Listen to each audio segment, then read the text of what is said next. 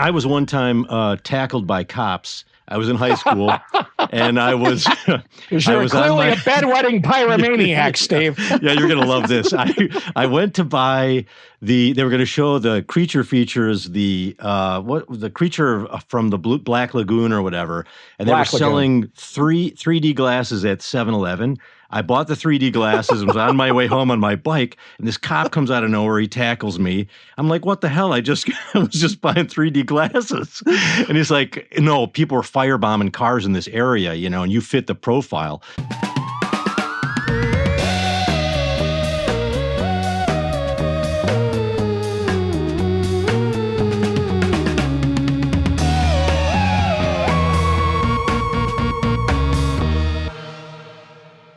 Hello, our guest today is Candice DeLong, a former FBI criminal profiler and psychiatric nurse. Yeah, she has actually been called the real-life Clarice Starling. Amazing. And she has a hit weekly podcast called Killer Psyche.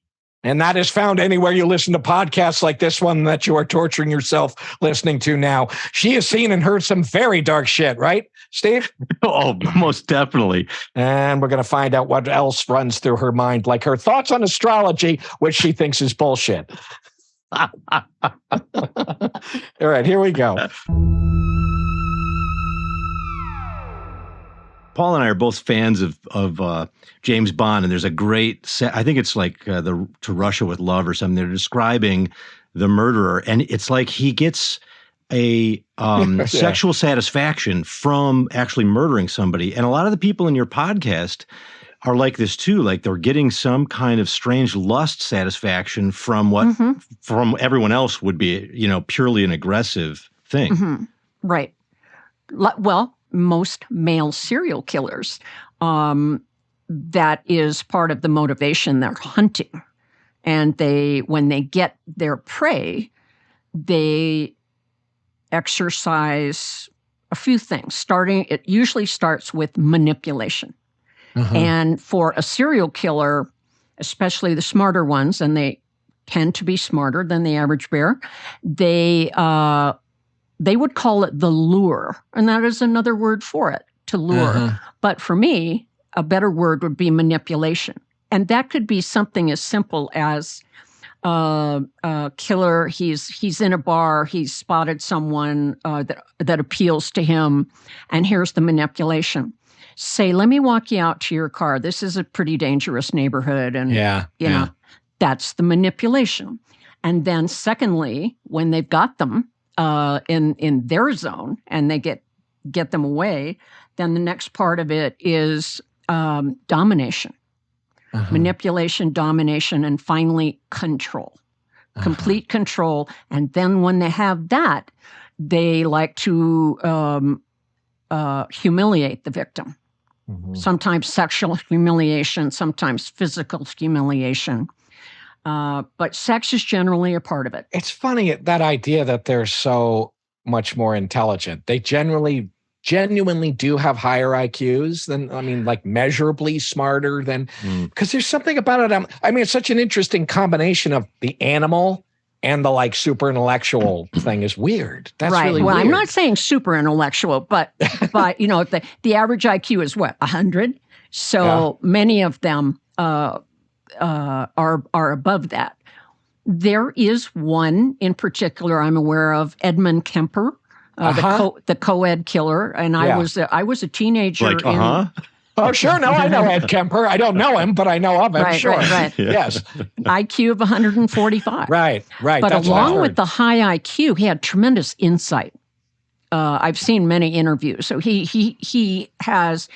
one of the few serial killers I've ever seen interviewed that actually realized he was killing young women because he hated his mother. But this is an interesting thing. I actually wanted to ask you about Ed Kemper because of precisely that.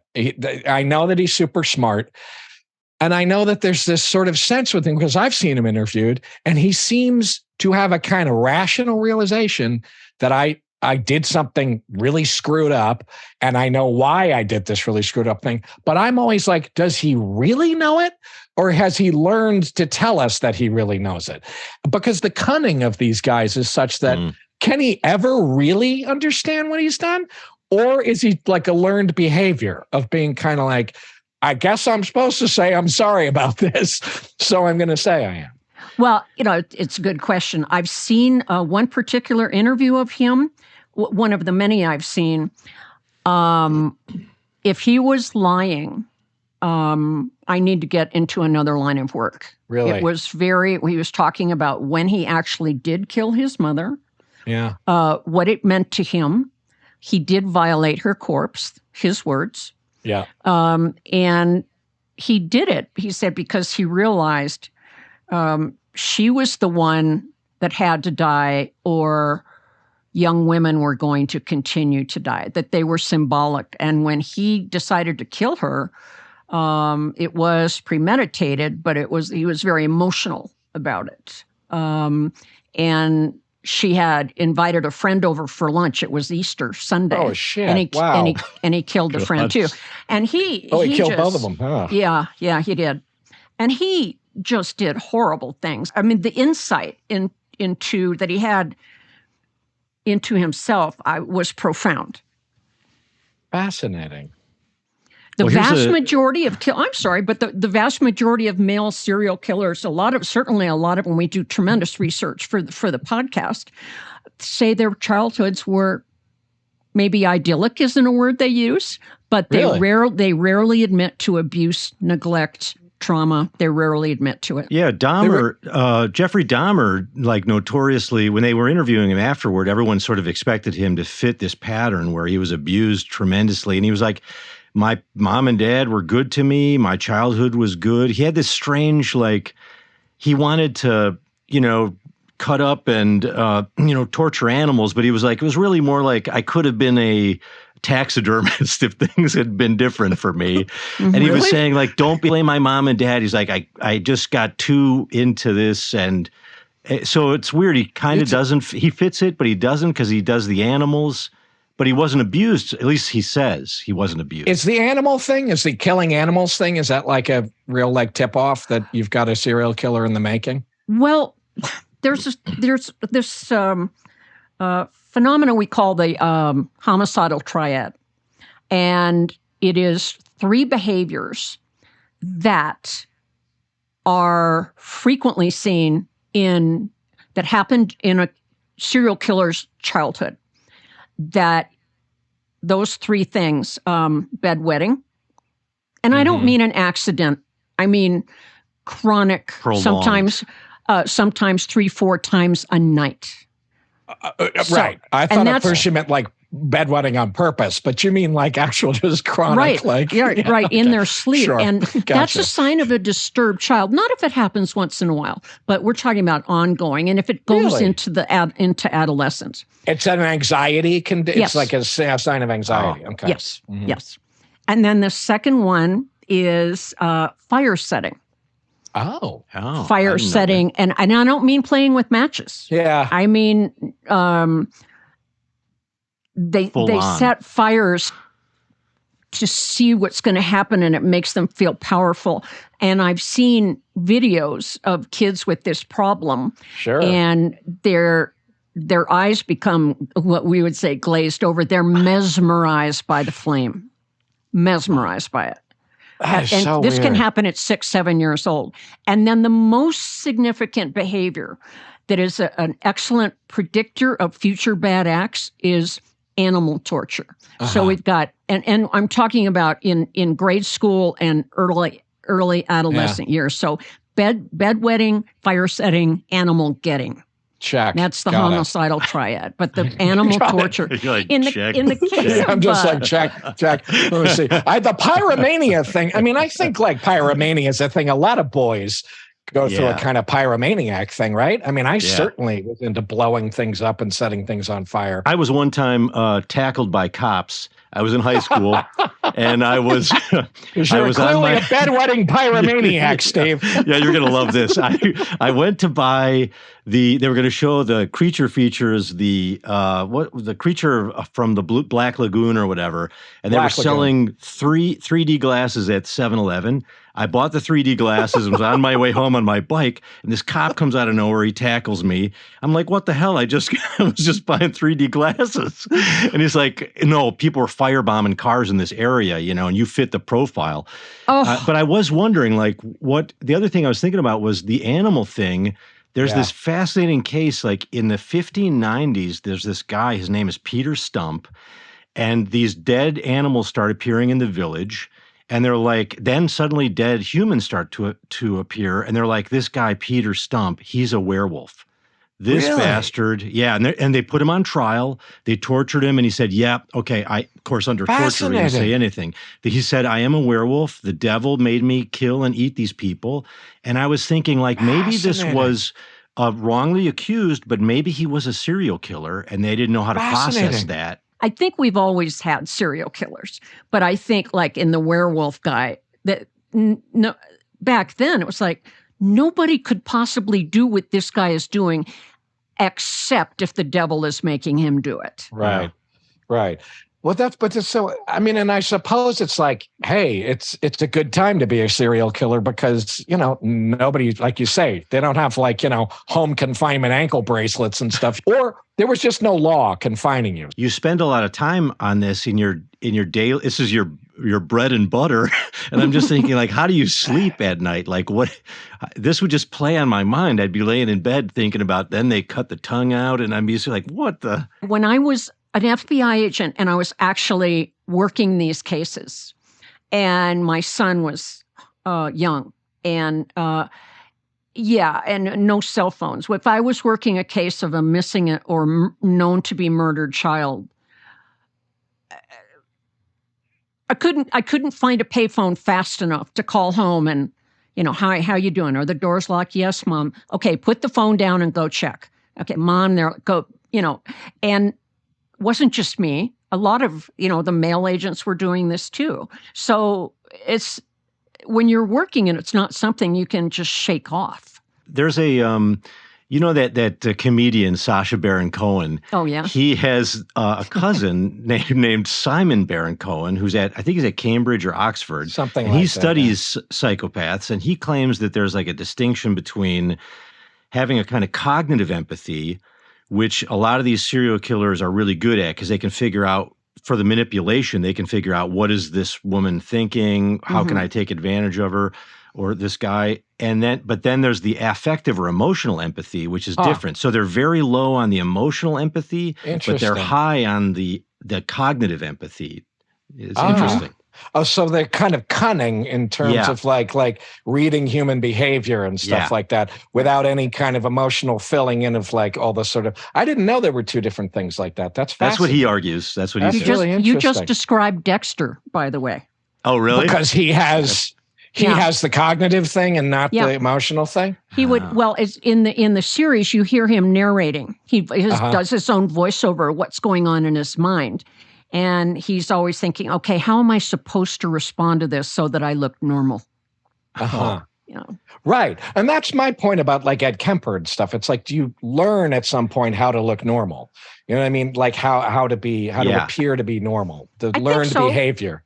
Yeah, I think if there's a chance of them ever getting out of prison, or maybe they're not convicted yet, they're awaiting trial. Yeah, they're going to pretend to be normal. But in the case of Edmund Kemper, this particular interview that I saw of him would have been, I think, 1984. And by that time, he had been in prison and was serving life without parole. He'd been in prison at least 15 years, maybe more than that. And I've seen a lot of people lie and cry and confess. And it really did strike me as wild. Yeah. In fact, it was so moving. I think sincere. He had the realization. Yes. It was so moving for him. I thought at the time he was having the realization, the insight as to why he killed his mother as he was actually saying it. He was thinking about it, and then he put it all together, and it was almost an overwhelming emotion for him. We'll be right back after this important word from our sponsor. And we're back with more Chinwag. I once was going to, for a part that I was playing a stalker. And I thought, well, I'm going to watch a little bit of Dahmer, who was a kind of stalker who went, a little too far. And I remember watching that interview. Yeah, went a little too far. But I remember watching the interview he did with his father. He did a kind of famous interview with his father that's sort of remarkable to watch. And I can remember finding myself feeling an enormous amount of sort of sympathy. I guess I couldn't call it empathy, or I would be sitting there with him in a jail cell. But I was feeling sort of sympathy with him until he began to sort of talk. He went off on a kind of tangent about his kind of religious awakening. And I was like, that's right. He's crazy. I forgot, not just because of the religious thing, but I was like, oh, that's right. He's crazy. But so that's again why I have this sort of, I'm divided between like, really do these guys are they manipulating you by emulating the emotion in a seemingly sincere way? I don't know, Well, they very well may be, and I think probably early in their criminal career, if they were in front of a jail psychiatrist or prison psychiatrist, and they had a chance of getting out, they're going to learn how to be good actors. I was just going to say, I mean, listen, most of the actors I know are complete psychopaths, at least, or at the very least sociopaths, which is, I mean, but I wonder too sometimes what it would be like, how easy it would be, how interesting it would even be to play one of these guys. I don't know. Like the complete how would you absence of, I don't know exactly necessarily how I would do it, or even if it would be that interesting, ultimately, like, there's such a kind of blankness. There's something's missing that makes it interesting to act people like this, So it's like I don't know but people always want to play them. So maybe there is something kind of. Sometimes I noticed that sometimes, like you and you've talked about this, Candice, in your podcast too, is sometimes the person has this overwhelming aggression, and they lose their temper in a way that ends up murdering somebody. But in other cases, it's a cold detachment. It's not like hot anger. It's this lack of feeling or emotion. And I guess if you were playing one, Paul, you'd have to like choose, or maybe it's some combination of the two. I don't know. Maybe it is a combination. Like, for instance, the BTK killer, who I have an unhealthy fascination with. He's a guy that I can't quite get a real read on that guy, what the deal is, how smart he was, how sort of cold he was, how bestial he was, all these things you just said, Steve. It's like, it's hard to know. One of the most amazing things I think as an actor I've ever seen is that kind of crazy testimony he did, where he's sort of standing in a bad, weird kind of white suit, and he's sort of narrating his crimes, and you can tell he's getting off on everybody, getting every juicy detail out of this thing. But the kind of dispassionate, not and helpful way that he's talking about it is just freaky to me. And he's a really interesting case to me because he seems to embody all these different elements of these. I know the interview you're talking about. And a lot of people say the same thing. He talks about killing a family of 4, including 2 little kids, and hanging one of them. Like any of us would talk about, now, where's that grocery list that I made? Exactly. Jesus. Yeah. He kind of keeps backing up and going, no, actually, I think I might be mistaken. I think before that, I was actually in the basement. I was not in the kitchen. And it's like, exactly. He's talking about, it's really freaky. Well, what if, let's say Paul is in bed tonight, and he wakes up, and one of these assholes is standing over him with an axe or whatever the implement is relevant. What can Paul say to this person that would save his life? Like, is there some way to negotiate with these assholes, or are they just like robots or something? You know what I mean? No, there have been cases. I'm aware of one case, and I'm sure the Behavioral Science Unit, now known as the Behavioral Assessment Unit, probably has more. But there was a 19-year-old serial killer in Maryland in the 70s, Monty Rissell. And Rissell. Yeah. And he killed a number of women, rape murders, and he picked up or he kidnapped or got another young woman in his car. And he's driving into the woods, And she starts crying. What are you crying about? She said, I know you're going to kill me, and this is going to be horrible for my father. Because, it's why. And she said, my brother just died. And now he's going to lose me. And I'm just feeling so sad what this is going to be like for him. And Monty Rissel, she did not know she had just saved her own life. His brother had just died a brother. I don't know if it was just died, but he lost a brother to an illness. And he said, he turned the car around.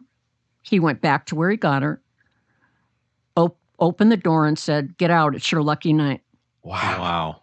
Incredible. Now, and then he resumed killing, and I never forgot that. And for me, my interpretation of that was circling back to what would you do if you woke up and somebody's over your bed with an axe? Yeah. She saved her own life. She tapped into, unknowingly, but I think there's something we can learn from it. She tapped into, he had a soft spot. And maybe we all do, no matter how bad some of us are. Sure. But she, like I said, he momentarily felt bad about bringing any more pain into her father's life by killing her. And he knew what it was like to lose a sibling, to lose a child, and it worked. So I would say, and I've been asked this before. I'll just tell the guy that I'm just going to disappoint my father if you kill me. Right. Well, start talking. Number one. Start talking. And a lot of them, they'll say, "Shut up," or I'll, put a gag in your mouth or something. People are like, hey, I have kids, like this is a sort of a common, this is what I would be thinking. But if the serial killer doesn't feel anything, right, of course, I would think that would, I would think that would get the guy more excited, some of them. Yeah, right. Which is interesting. But your point is interesting that maybe she actually touched some actual core of humanity. My cynical take on that is that maybe there was also an even greater temporary feeling of power and being magnanimous in that moment and going, you know what? You're the one I'm going to let go. You're the one I'm going to feel good about myself tonight because I'm going to let you go. That in some way it's still self-serving with these guys. You know what I mean? That it's like, look at what a good guy I actually am. Well, you're absolutely right. And when he was being interviewed, that's what he told them. Right. I was playing God that night. I let her go. That's the narcissism thing? Yeah. Yeah, the power. Like I had the power to take her life, and I chose not to. But in fact, so I don't, put a lot of weight on every word these people say. Yeah. But for me, it's analyzing the behavior, and what she did was, like I said, she tapped into something that made him feel, you know what, I'm just not going to kill her, and she's not the only person to be released by a serial killer and allowed to live. Yeah, but it's a crapshoot. It's totally a crapshoot. Yeah, I'm not going to. I'm not going to take the chance. If you have any chance at all, once you're in a bad situation, you just got to start talking and get the guy to talk to you. Get him to talk to you. That's really a very interesting point because I have this kind of theory about monsters in general, which is that they represent somebody that you can't negotiate with. If it's like Putin, you can negotiate. If it's, somebody that's you really disagree with, but they're at least rational, you can find some common humanity and you can negotiate. But the monster is something or someone that you can't negotiate with. They're not going to basically meet you on the economic front or on the psychological front. It's just unstoppable, aggression or whatever. Mm-hmm. So they're not pure monsters, maybe some part of them is... This gives me some sense that maybe they're not pure monsters, right? That there's some kind of humanity that you can access. Right, yeah. And, circling back to Edmund Kemper. Yeah. When he had the realization that more young co-eds, more young women were going to die unless his mother died. And that was it. And then he split. He left California, hitchhiked. He eventually, I think, stopped in Pueblo, Colorado, got to a payphone, called back to Santa Cruz, where he had killed his mother, and said, hey, they knew him, but they didn't know he was a killer. And he said, hey, this is Edmund. And they said, oh my gosh, the cops said, we've been trying to find you. We've got some bad news. Somebody killed your mother. And he goes, yeah, it was me. Oh, Jesus. God, and really? they didn't believe him because he was such an affable. He would have beers with them. Such an affable guy. Affable guy. Yeah. And so he gave himself up. So Yes. he said, I'm done. I've done the thing I needed to do now, and I'm done. Right. When he took off, he said he had plans to do more killing all across the country. But then he realized, you know what? I don't feel the need to kill anybody anymore. Wow. It's interesting to me, that idea that these guys will stop, because some of these guys do stop for periods of time, don't they? Didn't the Golden State Killer, he would stop for a long period of time, didn't he? And then he would start again. And the BTK guy too would stop for a little while. Yeah. And then he would start again. Yeah, he would. And some of them, by the way, the Golden State Killer, they just get old. And there's this thing, their knees give out. I'm just tired. They can't climb fences anymore. Yeah. Wow. There's this, Robert Ressler called it psychopathic burnout. Meaning what? Meaning at a certain point, you just can't bear your own self being a nut job like this. Is that kind of what? Or they lose interest. They, look at how many things we are interested in our 20s and 30s, especially anything sex related, which is what primarily it is for the male serial killer. And then compare that to down the road when you're in your 70s and 80s. It's not so important, is it? They lose the ambition. The ambition goes. They've done it all. I've done it all. That's really strange. Wow. I've never known that. That's very bizarre. Oh, how fascinating. Okay, here's a weird sort of question for both of you, which is which is I noticed that there's several women in my family, and they are the most mild-mannered, civilized members of the family. And if you ask, and they'll be like, "Oh, I can't watch football; it's too violent." And then you realize they're watching these horrifying, macabre shows, where they're and that's when they dissected the body, and they're like, "Oh, fascinating." What's going on with that? Is there some connection between, being really? Is it repression? I don't know. Yeah. What do you think? What's the thing that drives you then to be interested in this stuff in that way, especially if you're a peaceable person?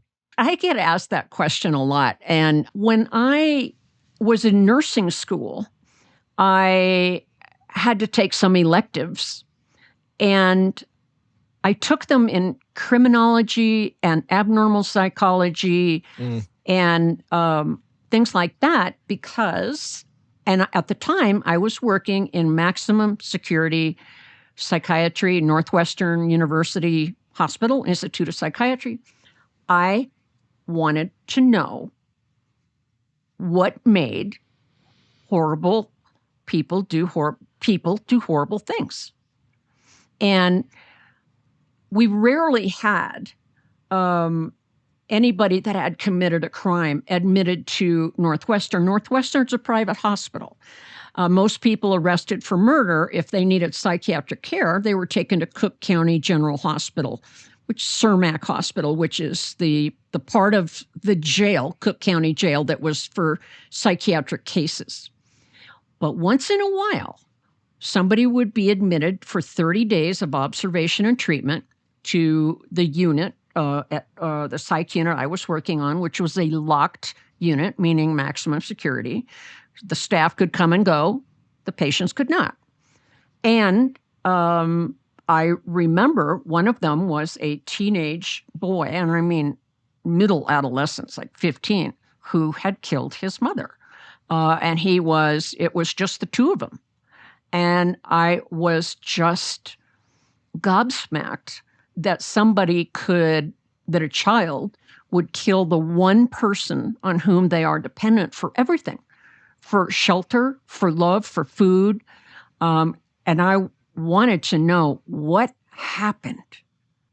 And I didn't really understand child abuse and stuff, but I wanted to know what in the world happened there. I remember a lot of the nurses did not want to interact with him, and I did because I wanted to know what made him tick. A lot of people ask me, why do you do this? How do you do this? And then the women in your family, Steve, that don't want to watch football, but love watching Dateline and 48 Hours and all that. And so do I, by the way. And, sure, me too. Right, I know. And it has to do with, I think, for me, it was the more I know about people that do things like this, the better I will be prepared to deal with it if it ever happens to me, if I'm ever confronted with this situation. Yeah, that's interesting. We'll be right back. I've always wanted to say that. And now, more Chinwag. I have this weird thing that's always fascinated me. I don't know if any of you guys have an opinion about this, but it is that thing of, why do I like to be scared? Because I have that thing. And I think that's a function of what's going on with me with this stuff, is it ties into monsters, werewolves. I was fascinated by the same things at the time I was scared of the Son of Sam. So I think in some weird way, I was probably getting a weird thrill out of thinking the Son of Sam was going to shoot me on the streets of Queens that I got watching The Mummy's Curse or something like that. That there was some kind, so that almost in the opposite way is this unsolvable mystery of it that's exciting to me somehow. Why? It's the same thing you're saying, but it's the opposite side of it in a weird way. Like, I know I'll never know what makes a person monstrous like this, and somehow that's exciting to me. Yeah, well, you have the adrenaline rush. Yeah, is exciting. So it's like going to like an amusement park. Yeah, just to see a movie, let's say, that's scary because you're in a safe place, but it's also frightening. But then, like Candice was saying, there's a kind of adaptive quality because you can kind of prepare. There's like a virtual rehearsal. I think women really have to deal with the aggression. Men commit like, what is it, like 85-90% of murders and aggression. Women have to like figure out who's going to be like trustworthy, who's going to be dangerous. Yeah. And like all these Lifetime shows are sort of about like, well, I thought he loved me, and then all of a sudden he started killing people. Yeah. No, he's definitely menacing me. Right. Yeah, I suppose that's true. Another interesting psychological thing that is fascinating to me are the women who fall in love with these guys or marry these guys too, because there's that strange thing, somebody goes and marries, like Richard Ramirez. Did he marry somebody? One of those guys married somebody, didn't he? Yep. Yeah. And it's like, and listen, I look at Richard Ramirez and I'm like, hey, he's kind of a good looking guy. It's like, I can see it, but then I can't go beyond at a certain point. And that's a fascinating thing to me too. That feels like it's a function of this same thing we're talking about somewhere in there too, with those women who do that. Yeah. And what's his name? Ted Bundy. Yeah. Did he marry some? Did he marry somebody? He did. And he actually, during his trial for the murder of the two girls at the Chi Omega sorority in Florida, he was representing himself, classic psychopath move. And during the trial, he turns to her and he asked her to marry him while he's in the process of cross-examining. That's a great play. Right. It really is. That's the way to win her heart. Yeah, that's amazing. It gets better. So even after convicted and sentenced, she still believed everybody was wrong about him. Somehow he was sentenced to death penalty. Somehow or other, she conceived his child. Yes. Candice, you're killing me. Did she have the baby? Yeah. She did. It's a daughter. Oh, my God. It's a girl. Oh, my God. And so, wow, I did not know that. So there's obviously somebody out there in the world who's not wanting to be known as Ted Bundy's daughter, I'm sure. I'm guessing you're right. Yeah. Probably a name change going on there. I would think so. But that's a whole fascinating thing. I once, in typical fashion, started reading a book I didn't finish, but it was about it was the BTK killers. It was Dennis Rader's daughter who was having to sort Carrie of like Rowling, yeah. And have you ever spoken with her, or you've ever I mean, that's a whole thing. That's a whole other side of this that's inconceivable too. I mean, it's like how those people Yeah, she thought he was a regular dad, right? Sure. Wasn't she just totally... To her, he was. He was, exactly. Okay, he right. was a regular dad. That's what's crazy. That's why it was, it's terribly, terribly hard on families when they find out that a father, a husband is a serial killer, has done these horrible things to women, sometimes women and children. Yeah. Very, very, very difficult. Crazy. We needed to, like, through this episode, we needed to have like unicorns and like rainbows and shit. Just to, we have to have something. I know it is a tricky. It's going to be like the darkest.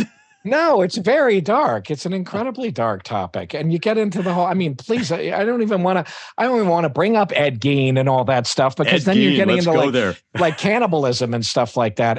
But it is fascinating. It's interesting because I was thinking about the whole like fire. It is so like atavistic. It's so going back into this kind of and primordial. Cannibalism and stuff like that. It really is like primordial like that. When I was like not even a teenager and then into my teens, my family had this little piece of 3 acres, and it was right near Plainfield, Illinois, which was where Ed Gein lived. And so we would go looking for where Ed Gein lived. Yeah. And so it was sort of part of our family's like, oh, we're bored, it's raining, let's go look for Ed Gein's home. Sure. Yeah, well, that's like a real genuine sort of, it's almost like folklore or something at that point. Yeah. Oh, that's Ed Gein, he talked about cannibalism and all the gruesome things he did. And for the listeners, last name spelled Gein, and he is the prototype for Norman Bates in Psycho. Yep. But Ed Gein was mentally ill, certifiably mentally ill. Yeah. Did he like keep his mother around and all that stuff? Was he the one who did all that stuff? And the myth is that he kept his mother around. That is not true. He did. He was a grave robber. He would dig up the fresh graves of women that had been laid to rest and bring their bodies home, or sometimes remove certain body parts there in the graveyard and take them home. And the psychological interpretation of that is that he was trying to recreate his mother. They were very, very close, and he was mentally ill. He was very close to her. She was domineering, dictatorial. Super religious, right? She was very religious. Religious abuse, actually. Oh, but really? she was all he had. She was all he had. His father was brutal, alcoholic, beat him a lot, and his older brother, it is believed, died at Ed's hand. The older brother was trying to get Ed to leave Plainfield with him to get away from their mother. And then they went on a little hunting trip, and the brother ends up dead. And Ed's just, the gun went off. Oh, dear. Yeah. Oh, boy. But, it's like, oh, you're saying bad things about mom? How could you do that? Oh, and there's the plot of the movie Psycho. It was all about mom. Right. So he was like getting body parts to kind of reassemble some sort of like body of his mother, like it was some sort of resurrection thing going on for his mother. That is the interpretation of a psychologist that treated him he was in a high maximum security psychiatric hospital until he died. And that is the opinion of that psychiatrist, that he was trying to recreate his mother. Is there any curing a guy like that? There isn't. There's no like, we're going to do something to Ed and we can send it back out into society. I mean, there's just no Ed like straight now. Clockwork Orange. Yeah, there's nothing you can really do for a person like this, can you? I mean, some of these guys, do they just bomb them with drugs and electric? Like, what do they do to keep them like steady? Because it's like you're going to have a bunch of these guys in prison. They're all going to, I mean. In his case, apparently, he never I think he lived in prison in the psychiatric hospital for decades. Never caused anyone a moment's concern. Yeah. Okay. Now related to that. I have a question, which is, my mom was a psychiatric nurse like yourself for like she was like a nurse for 40 years, and she said that in her opinion, and I know this is a stereotype, and I don't know whether it accords with your opinion, but she thought that everybody got weirder during the full moon. And I don't know whether that was just her opinion. No, it's or not whether... just her. She's right. Okay. I could, when I was working as a psych nurse, mostly I worked the day shift, but periodically I'd work 3 to 11. And there was a couple of months where I actually worked 11 to 7 a.m. Mm-hmm. Dreadful. Ugh. But I could tell without looking up in the sky if it was a full moon or not. Oh, yeah. Because people got really nutty. Yeah, more just kind of like overstimulated. More aggressive, yes. More like, yes. Yeah. Interesting. Wow. Wonder what that is. I know, I wonder, well, it's tidal pull something. Is it just like, I don't know, it's like getting your blood to rush faster, it's pulling the... Well, the word lunatic comes from Luna. Luna means moon. So this is something that has been observed for centuries. Yeah. Well, clearly, this is just a point of personal interest. Do you buy all that kind of astrological stuff? Are you? No, I absolutely do not. Not at all. Because you're a pretty rational person. You don't buy that there's any sort of No. Not at all. No. Nope. Well, then in this case, then do you think it's like some gravitational pull, tidal pull? Like, is that a natural explanation, you think? Probably. Yeah. I think there's a natural explanation for everything. And if we don't have an explanation, it's only because we haven't figured it out. Okay, Paul, you should let fly on this. Now, what is your view about astrology? No, I don't. On the moon. On the moon. Yeah. No, I mean, I think that it's like, I think there probably is some kind of like rational, natural explanation. But I mean, all of those things, I will completely go into all that kind of archetypal things, these ideas of the moon being sort of shadow side of things and stuff like that. I buy all that kind of stuff. The thing about horoscopes and fortune tellers and psychics, here's the odds. They have a 50% chance of being right and a 50% chance of being wrong. Mm-hmm. You don't buy any of this crap. You're just like, you don't, it's fun. It's more, I don't know that I think it's literally true like that. Like, I don't really buy that either, that I'm going to look at my daily horoscope and know, like, today, whatever is going to happen to me. I feel like there's sort of imaginative ways in which it's meaningful for people and some kind of larger ways you can look at it that can actually be helpful sometimes, I think, to think. No, but the specific, like, day-to-day thing, no, I don't totally buy that. I don't totally buy that. And I wonder if people, like... who were mentally ill, and we didn't have like a paradigm of mental illness. We had a theological paradigm. They were like, the moon is going to be full, and then they feel like they're going to be possessed. You think about the werewolf folklore and that kind of thing. It's a way of sort of understanding these sort of natural changes that occur to us. Maybe they are spiritual, maybe they're paranormal, maybe they're naturalistic. Here's what I learned during this Chinwag. I learned that if someone is standing over me with like a chainsaw or an axe, that I should talk and keep talking. That's what I learned during this Chinwag. Yeah. Right. My chronic bedwetting is not a good sign. That's what I learned. To hear today. But this has been really awesome, Candice. Well, it was fun. Yeah, it really was. Thank you very much. I enjoyed it. It was a real pleasure. Absolutely. We didn't get to some things like the weeping killer and stuff like that, but we'll have to do it again. Down the road. That's a fascinating one. It is a fascinating one. But I always think that guy's got to be disappointed that he's the weeping killer and he's not like, that he gets that lame moniker. But anyway, thank you so much. Take care. Lock your doors. Yeah, indeed. Lock doors.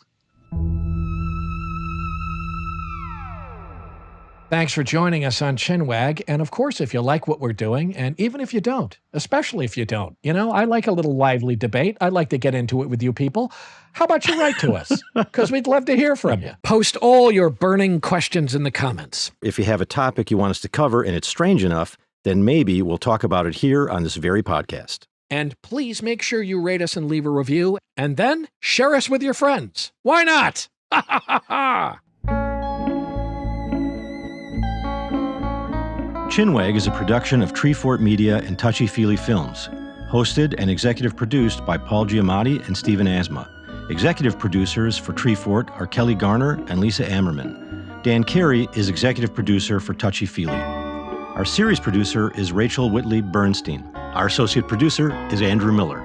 Original theme music by Luke Topp, with additional music by Via Mardot. Oscar Guido is our executive in charge of production.